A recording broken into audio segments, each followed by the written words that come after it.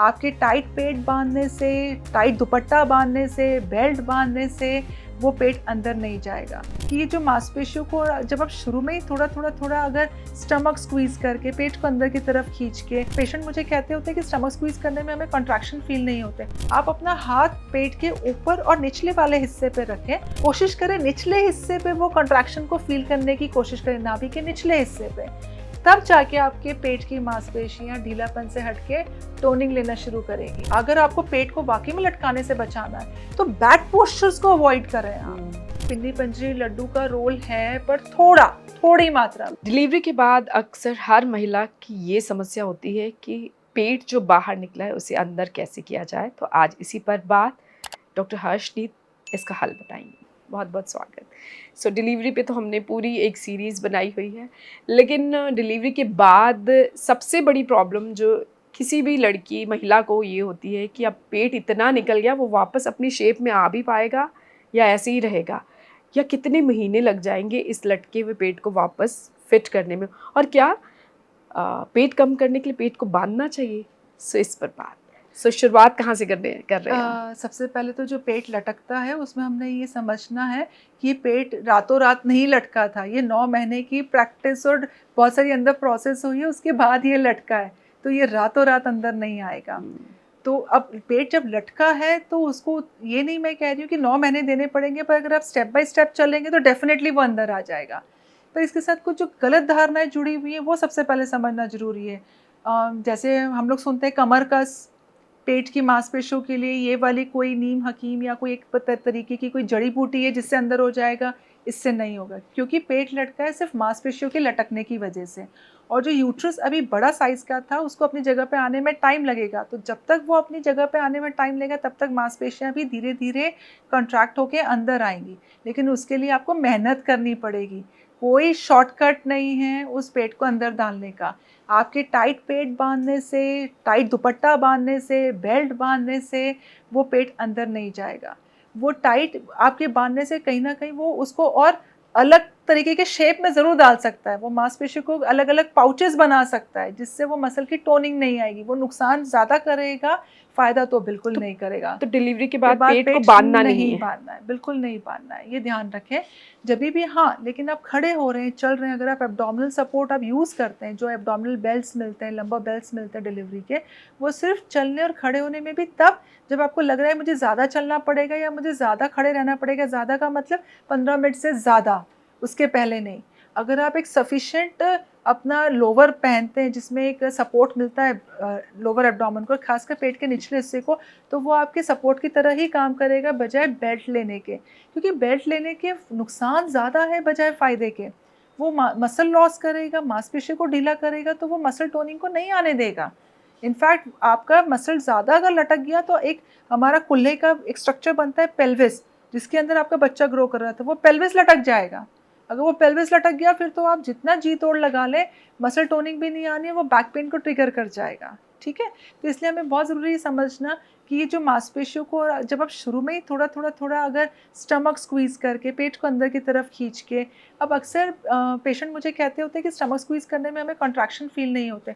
कोई डर नहीं, आप अपना हाथ पेट के ऊपर और निचले वाले हिस्से पे रखें और फील करें। जब आप पेट को अंदर खींचते हैं तो नीचे वाला हिस्सा ज़्यादा कॉन्ट्रैक्ट होता है या ऊपर वाला हिस्सा ज़्यादा कॉन्ट्रैक्ट होता है। अगर आप ये महसूस कर रहे हैं कि ऊपर वाला हिस्सा ज़्यादा कॉन्ट्रैक्ट होता है तो उस समय के लिए उस एक्सरसाइज को छोड़ दें। कोशिश करें निचले हिस्से पे वो कॉन्ट्रैक्शन को फील करने की कोशिश करें, नाभि के निचले हिस्से पे। तब जाके आपके पेट की मांसपेशियां ढीलापन से हटके टोनिंग लेना शुरू करेंगी। तो पेट की नाभि के निचले हिस्से को खींचना है अंदर की तरफ। ज्यादा कोशिश करें उसमें एफर्ट। कितनी देर होल्ड करना है इसको? 5 गिनती, 1 2 3 4 5, और उसके बाद छोड़ देना है। छोड़ दें। कितनी बार इसको रिपीट आप 10 करना है? से 15 रिपीटेशंस कर सकते हैं। एक और बार ये आप कॉन्ट्रैक्शंस, आप अगर नॉर्मल डिलीवरी हुई है तो आप नॉर्मल डिलीवरी के 12 से 15 घंटे के बाद ही शुरू कर दें। इतनी हिम्मत शायद होती नहीं है। जानकारी नहीं होती है मैम ज़्यादा। जानकारी नहीं होने की वजह से मदर ज़्यादा परेशान होती है। जानकारी हो तो वो बिल्कुल ट्राई करेंगी और एक्चुअली अपने पेट को ज़्यादा लटकने से बचा सकती हैं। तो 12 से 16 घंटे के बाद आप बिल्कुल ये धीरे, और उस वक्त आप 2-2 रेपिटेशंस करें, एक रेपिटेशन करें। हर घंटे में थोड़ा स्क्वीज़ किया, छोड़ दिया, अगले घंटे में फिर स्क्वीज़ किया, छोड़ दिया। तो वो आपकी मांसपेशियों को फटाफट एक्टिवेट करेगा। जैसे ही आप 24 से 48 घंटे क्रॉस करना शुरू करती हैं डिलीवरी के बाद, तब आप अगेन उसको 5 के बजाय आप 10 गिनती तक रोकें, 5 के बजाय 10 रेपिटेशंस एक समय में कर सकती हैं और 2-2 घंटे में उसकी फ्रीक्वेंसी बढ़ा सकती हैं। और ये आपकी कमर दर्द को भी राहत देगा और आपके पेट को भी अंदर करेगी और बड़ी आसान सी एक्सरसाइज, आप बैठे बैठे आराम से कर सकते हैं। दूसरा, अगर आपको पेट को वाकई में लटकाने से बचाना है तो बैक पोस्चर्स को अवॉइड करें आप। आगे झुक के इस तरह से फ़ोन पे रह जाती हैं अक्सर मदर्स, आजकल की जो हमारी न्यू जनरेशन की मदर्स हैं, जैसे उन्हें समय मिलता है दे आर ऑन फोन्स, जैसे उन्हें समय मिलता है दे आर लेट के टीवी देख रहे हैं या वहाँ स्क्रीन टाइम कर रहे हैं। वो जितना आप अवॉइड करोगे उतना आपकी मांसपेशियाँ कम लटकेगी, क्योंकि जब आपने ये क्राउच पोजीशन ली, इवन सोने में भी अगर आप नी टू चेस्ट पोजीशन ले रहे हैं, एकदम क्राउच होके सो रहे हो, वो भी आपके पेट को ज़्यादा लटकाएगा। तो पैरों को लंबा करने की कोशिश करें, पूरा स्ट्रेट टांगे भी नहीं रखनी है, लेकिन मामूली सा गोडे को बेंड करके ज़्यादा साइड में सोने की कोशिश करें बजाय सीधे और उल्टा सोने की। तो उससे भी आपका पेट कम लटकेगा। जितना आप साइड में सोएंगे, बैक सपोर्टेड रहेगी, पेल्विस सपोर्टेड रहेगा, मांसपेशियों को लटकने नहीं देगा। और कौन सी एक्सरसाइज करनी चाहिए पेट को अंदर करने के लिए, और क्या कुछ करना चाहिए? जितनी भी एक्सरसाइजेज आप नॉर्मली डिलीवरी के बाद आप सुनते हैं कि एक्सरसाइजेज करना चाहिए, उन सब में आप स्टमक स्क्वीज को प्रैक्टिस करना शुरू करें। जैसे मान लीजिए आपने सिंपल नेक की एक्सरसाइज करी, आपने सिंपल शोल्डर करी, इन सब में आपने स्टमक स्क्वीज को रिटेन करना है, स्टमक को पकड़ के रखना है। वो आपके पेट की इतना फास्ट टोनिंग करेगा, आप इसका प्रभाव 6 to 8 वीक्स में ही देखेंगे कि मेरा मसल फ्लैट होते जा रहा है। साथ में डाइट पे ध्यान दें। एक्स्ट्रा फैटी फूड लेने से वहाँ पे फैट्स जल्दी जमा होंगे तो वो मसल को टोन होने में इंटरफेयर करेंगे। अगेन आई विल रिपीट, पिन्नी पंजरी लड्डू का रोल है, पर थोड़ी मात्रा में, थोड़ा ही खाएं, बिल्कुल थोड़ा खाएं। उसको ज़्यादा खाने से ताकत नहीं आती, मोटापा ज़्यादा आएगा। पहले ये कहा जाता था ना, जितना घी खाया है उतना दर्द कम, बॉडी जल्दी रिपेयर होगी। हाँ जी, अब वो नहीं, अब वो कॉन्सेप्ट चेंज हो गया, क्योंकि हमारी मदर्स आजकल सेडेंट्री लाइफस्टाइल में ज़्यादा हैं बजाय एक्टिव लाइफस्टाइल के। अगर आप टीचर हैं, आप डॉक्टर हैं, आप बैंकर हैं, ये भी सब प्रोफेशन सेडेंट्री लाइफस्टाइल में आते हैं। आप ज़्यादा घंटे काम कर रही हैं, उसका मतलब ये नहीं है कि आप एक्टिव लाइफस्टाइल में हैं, क्योंकि आपका फिजिकल इन्वॉल्वमेंट ज़्यादा नहीं है। इसलिए वो ज़्यादा घी और ज़्यादा पंजीरी पिन्नी लड्डू की ज़रूरत नहीं है, बजाय उसकी आप एक्सरसाइजेस में समय ज़्यादा दें। अपने आप को भी अवेयर करें, एजुकेट करें, अपने परिवार को भी एजुकेट करें। एक चीज़ मैंने और अक्सर देखी है, कई मदर्स कहती हैं कि अगर हम एक्सरसाइज करना शुरू करते हैं, खासकर स्टमक टोनिंग के लिए, तो ये भी एक बहुत बड़ा मिथ है कि एक्सक्लूसिव वहाँ की एक्सरसाइज करने से ही मसल टोनिंग आएगी। आपका पेल्विस स्पाइन पे खड़ा है, जितनी आप general body exercises stomach squeeze के साथ प्रैक्टिस करोगे, वो ज़्यादा इफेक्टिव है बजाय लोकल एक्सरसाइज करने के। जैसे बहुत ज़्यादा मार्केट में भ्रम है कि मिथ है, लोगों का एक नोशन है कि सिटअप्स, पुशअप्स, कर्लअप्स मारने से मसल टोनिंग अच्छी आएगी। वो बहुत लेटर स्टेज है, वो आपने इतनी अर्ली प्रेगनेंसी में नहीं करना है, अर्ली डिलीवरी स्टेजेस में नहीं करना है। उसका समय आएगा 6 से 8 महीने के बाद, वो भी तब जब आपके 6 to 8 मंथ्स में आपकी टोनिंग ये स्टमक स्क्वीज से, बम स्क्वीज से, जनरल बॉडी एक्सरसाइजेस से जितनी टोनिंग है उस पर डिपेंड करेगा। सीधा जिम में, एरोबिक्स में, हैवी एक्सरसाइजेस में जंप करना आपकी मसल टोनिंग शायद आपको दे दे, लेकिन उसके नुकसान ज़्यादा हैं। स्लिप डिस्क, नस दब जाना कमर में, या उस समय आप टोनिंग फील करेंगे, बट हो सकता है 3-4 साल के बाद आप ज़्यादा पेन्स डेवलप कर लें, बॉडी पेन्स, वो नुकसान कर सकता है।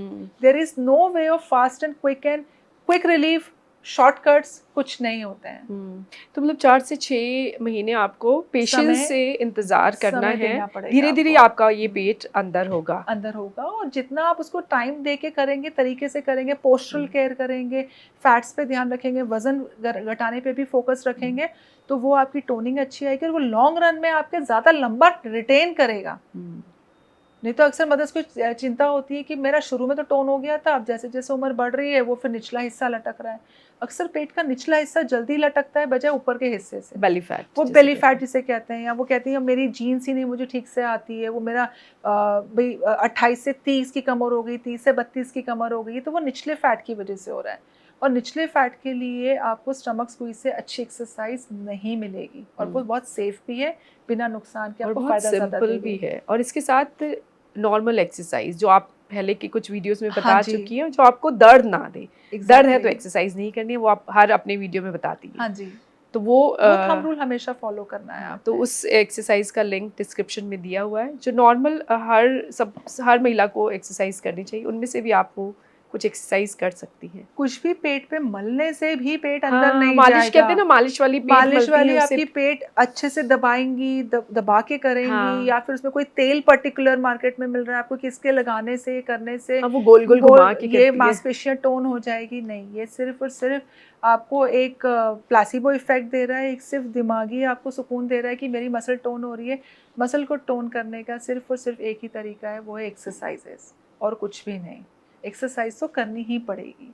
और यही था जो हम हमारी मदर्स की जनरेशन में देखते हैं, क्योंकि उनको अवेयरनेस नहीं थी, एजुकेशन नहीं थी, तो कहीं ना कहीं वो लॉन्ग रन में, लेटेस्ट स्टेज में, अपनी ओल्डर एज में they are victim to pains. कमर कमर दर्द। दर्द, गोडे का दर्द, और मेनोपॉज के बाद चैलेंजेस ज़्यादा आएंगे आपको, और ज़्यादा मुश्किलें आएंगी अगर आपने ये शुरू के डिलीवरी के पीरियड में अगर आपने एक्सरसाइजेस पे फोकस नहीं किया तो।